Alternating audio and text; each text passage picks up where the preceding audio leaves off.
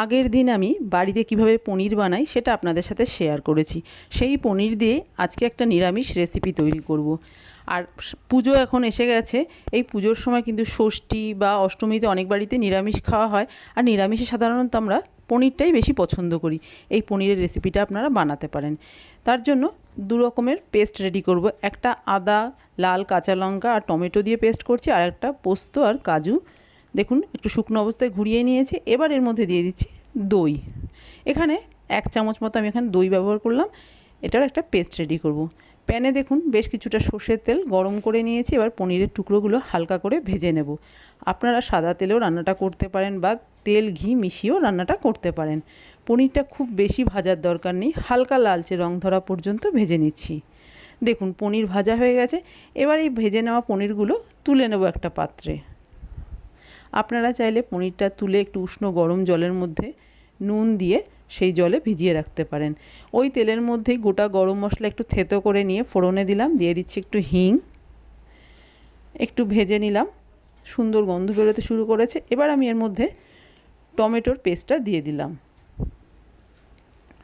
Tomato এবং লাল কাঁচা লঙ্কা দেওয়া হয়েছে, সেই জন্য কালারটা বেশ লাল এসেছে। খুব ভালো করে কষিয়ে নেব কাঁচা গন্ধটা চলে যাওয়া পর্যন্ত।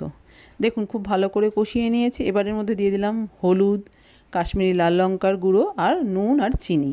আর কোনো গুঁড়ো মশলা দেওয়ার দরকার নেই। সামান্য একটু জল দিয়ে আবারও কিছুক্ষণ কষিয়ে নেব। মশলাটা বেশ ভালো মতো কষিয়ে নিতে হবে, গ্যাসের ফ্লেমটা মিডিয়ামে রেখে।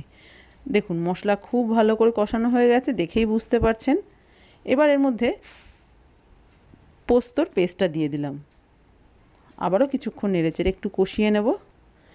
এই সময় গ্যাসের ফ্লেমটা কমিয়ে দিয়েছি, যেহেতু বাদাম এবং দই আছে, প্যানের নিচে লেগে যেতে পারে, সেই জন্য গ্যাসের ফ্লেমটা কমিয়ে দিয়েছি। ভালো করে কষিয়ে নিয়ে তারপরে দিয়ে দিলাম জল।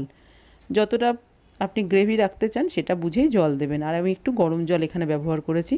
দেখুন গরম জল দিয়েছি, গ্রেভিটা ফুটে উঠেছে। এবার এর মধ্যে আমি পনিরের টুকরোগুলো দিয়ে দিলাম।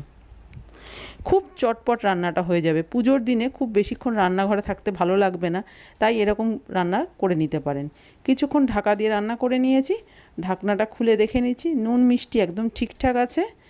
এবার দিয়ে দিচ্ছি একটু কসুরি মেথি, এটা অপশনাল, কাছে না থাকলে নাও দিতে পারেন। আর দিয়ে দিলাম একটু ঘি। আবার একটু নেড়ে চেড়ে গ্যাসের ফ্লেমটা অফ করে ঢাকা দিয়ে কিছুক্ষণ এইভাবেই রেখে দেব। তারপরে আপনি ফ্রাইড রাইস, পোলাও, রুটি, পরোটা, লুচি যে কোনো কিছুর সাথে সার্ভ করতে পারেন। দারুণ সুস্বাদু হয়। একবার এইভাবে বানিয়ে দেখতে পারেন। আশা করি আপনাদের সকলেরই খুব পছন্দ হবে।